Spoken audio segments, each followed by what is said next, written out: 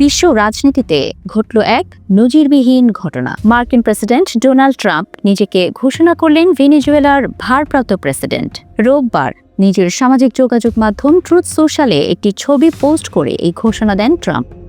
পোস্টের নিচে স্পষ্টভাবে লেখা, 2026 সালের জানুয়ারি থেকে তিনি ভেনেজুয়েলার ভারপ্রাপ্ত প্রেসিডেন্ট। এই ঘোষণা আসে এমন এক সময় যখন মার্কিন সামরিক অভিযানে ভেনেজুয়েলার নির্বাচিত প্রেসিডেন্ট নিকোলাস মাদুরোকে অপহরণ করার মাত্র এক সপ্তাহ পার হয়েছে। গত 3রা জানুয়ারি মার্কিন সেনাবাহিনী রাজধানী কারাকাসে এক ঝটিকা অভিযান চালিয়ে মাদুরো ও তার স্ত্রীকে আটক করে নিউ ইয়র্কে নিয়ে যায়।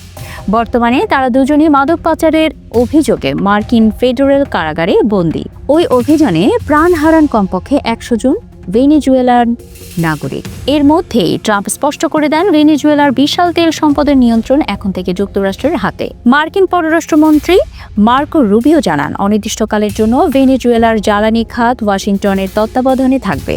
অন্যদিকে মাদুরো অপহূত হওয়ার পর ভেনেজুয়েলার সুপ্রিম কোর্ট ডেলসি রদ্রিগেজকে ভারপ্রাপ্ত প্রেসিডেন্ট ঘোষণা করে এবং সেনাবাহিনীও তাকে সমর্থন দেয়। ফলে এখন ভেনেজুয়েলায় এক দেশ, দুই ভারপ্রাপ্ত প্রেসিডেন্ট। ট্রাম্প নাকি রদ্রিগেজ, কার হাতে থাকবে ভেনেজুয়েলার ক্ষমতা? এই ঘোষণা কি আন্তর্জাতিক আইনের পরিপন্থী, নাকি এটি তেলের দখল নিতে একটি সুপরিকল্পিত কৌশল? বিশ্বজুড়ে শুরু হয়েছে তীব্র বিতর্ক।